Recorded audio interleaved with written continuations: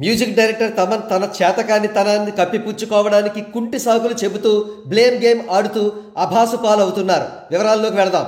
తమన్ తాజాగా ఒక ఛానల్కు ఇంటర్వ్యూ ఇస్తూ గేమ్ చేంజర్ చిత్రంలోని సాంగ్స్లో హుక్ స్టెప్స్ లేవని, అందుకే ఆ సాంగ్స్ మిలియన్స్ ఆఫ్ వ్యూస్ని పొందలేకపోయాయని చెప్పుకొచ్చారు.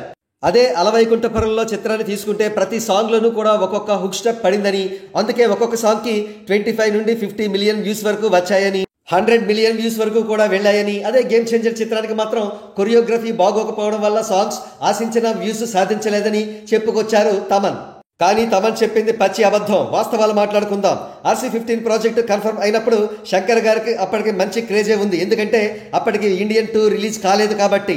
మంచి కాంబినేషన్ క్రేజ్ సెట్ అయినప్పటికీ ఒకే ఒక్క సెట్ బ్యాక్ గా మూవీ లవర్స్ అందరూ ఫీల్ అయ్యారు. ఆ సెట్ బ్యాకే తమన్. ఎస్, యునానిమస్ గా మూవీ లవర్స్ అంతా కూడా శంకర్ గారి ప్రాజెక్ట్ కి డబ్బా మ్యూజిక్ కొట్టే తమన్ సంగీత దర్శకుడా అని ఆశ్చర్యం వ్యక్తం చేశారు. వారి అభిప్రాయానికి తగ్గట్టే జరగండి జరగండి సాంగ్ లీక్ అయినప్పుడు అది రొటీన్ రొడ్డ కొట్టుడు సాంగ్ గా మ్యూజిక్ లవర్స్ యునానిమస్ గా ఫీల్ అయ్యారు. అయినప్పటికీ వీడియో సాంగ్ రిలీజ్ అయిన తర్వాత ఆ సాంగ్ కి ఎంతో ఎంతో పేరు వచ్చిందంటే రామ్ చరణ్ గారి స్క్రీన్ ప్రెజెన్స్ మరియు విజువల్స్ గ్రాండియర్ మాత్రమే. ఇకపోతే ఫ్లాష్ బ్యాక్ లో వచ్చే అరుగు మీద పాటకు గానీ, కొండదేవరా పాటకు గానీ, అలాగే మెలోడీ సాంగ్, నానా హైరానా సాంగ్ గానీ హుక్ స్టెప్స్ అవసరమే ఉండదు.